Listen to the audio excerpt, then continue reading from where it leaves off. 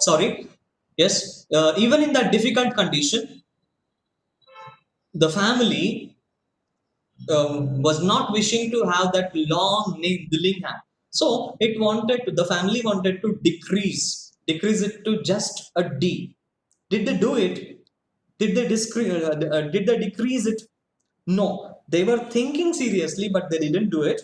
Of contracting to a modest or humble. D looks very humble, but that Dillingham, somewhat great, right? Now, this was not the condition to feel that greatness.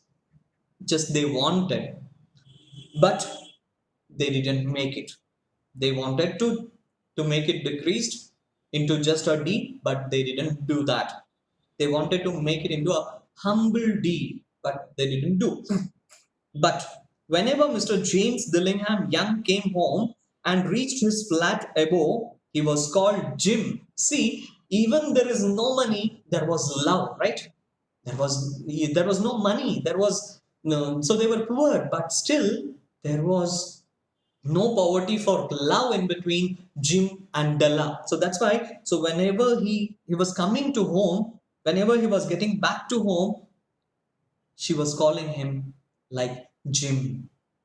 And greatly hugged by Mrs. James Dillingham Young. Who was that?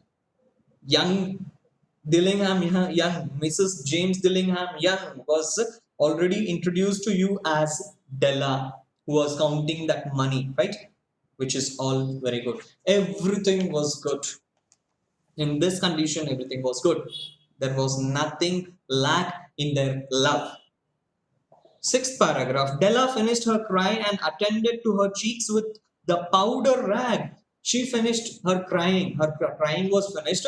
Her face was very sad. So, on that time, what did she do? She took some powder rag and she just applied it to her face. She stood by the window and looked out dully at the grey cat walking a grey fence in a grey backyard. What does this color show? Actually, this color is the symbol of depression and loss, right? Here she was depressed because she was just having $1.87, which was not enough to purchase the best gift for her husband, Jim.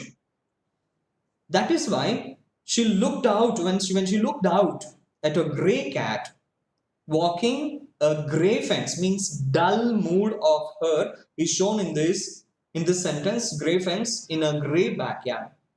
Tomorrow would be Christmas Day, which would be the next day. That would be the Christmas Day. And she had only $1.87 with which to buy Jim a present. She had been saving every penny she could for months. From many months, she tried to save her money with this result. $20 a week doesn't go far. Yes, now $20 are not enough to run the family. Expenses had been greater than she had calculated. She calculated all the expenses, and the part of expenses was more than the other. They always there. Yes, expenses are always there. Only $1.87 to buy a present for Jim.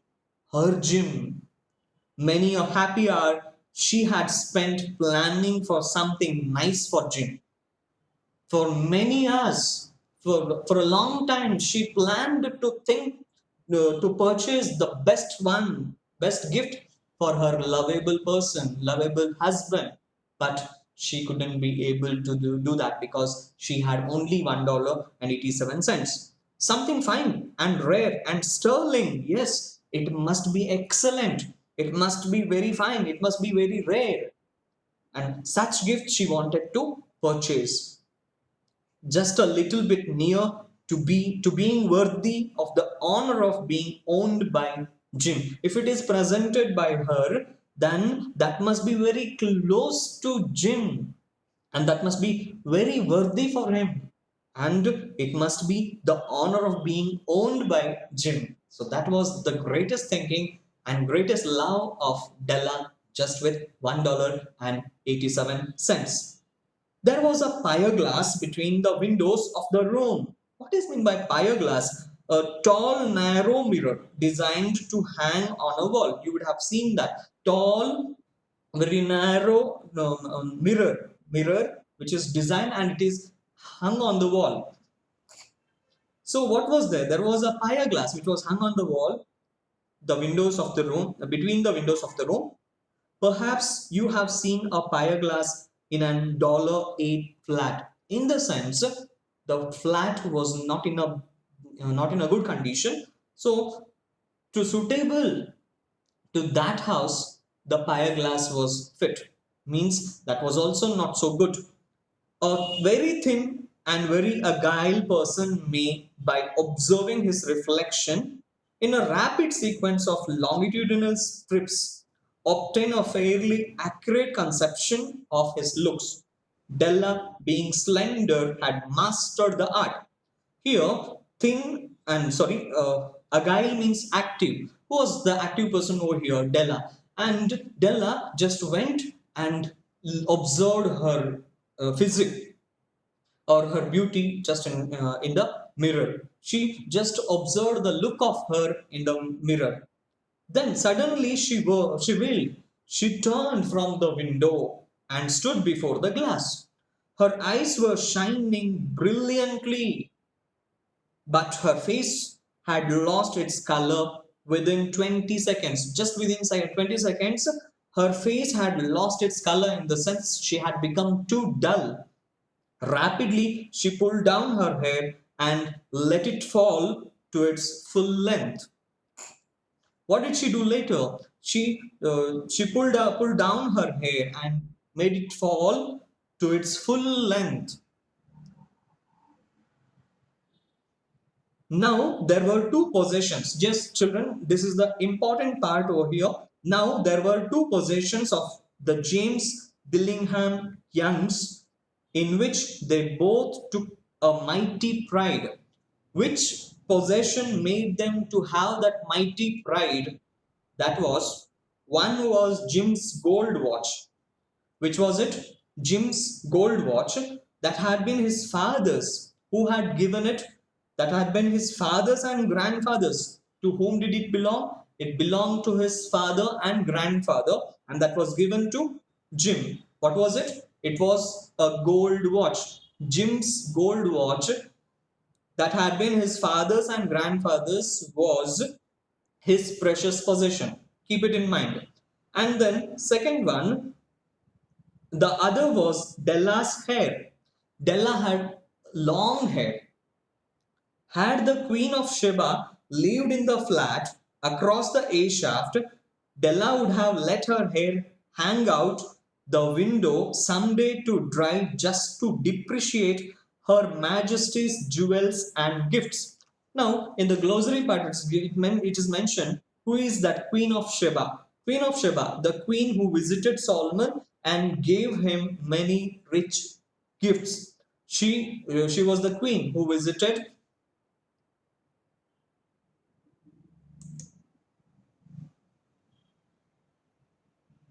Yes, who visited Solomon, the King Solomon. And who is that King Solomon? King of Israel in the Old Testament. He was regarded the wisest of men. His court was known for its pomp and splendor. The wisest person, wisest king was King Solomon.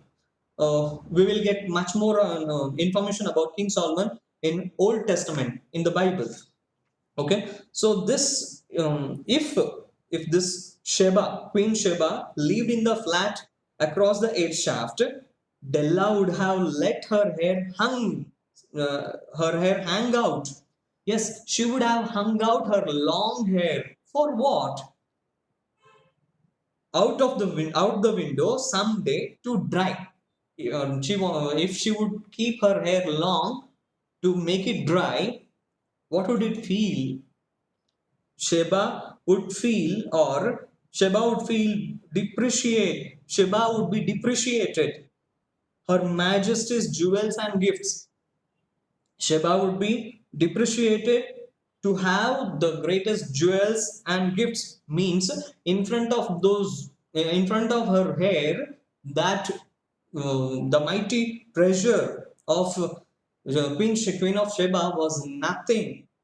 Had King Solomon been the janitor, if King Solomon was the caretaker or the doorkeeper of that house, with all his treasures piled up in the basement, if we keep all the treasure of that King Solomon, Jim would have pulled out his watch every time he passed, just to see him pluck at his beard from envy.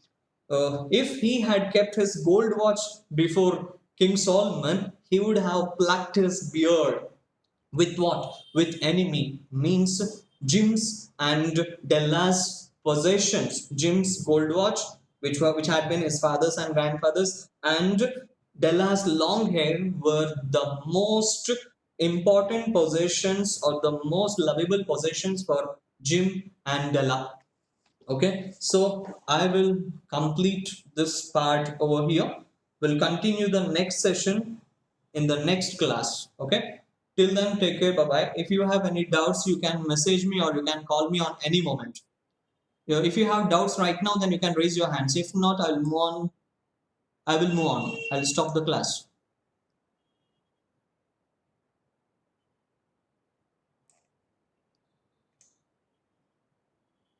Okay, if you have understood, then you raise your hands. That is enough for me now.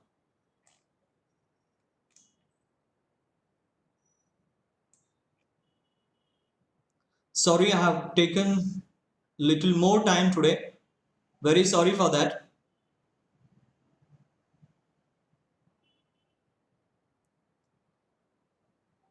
Fine. Many have raised their hands. Thank you so much. See you again. Take care. Bye bye.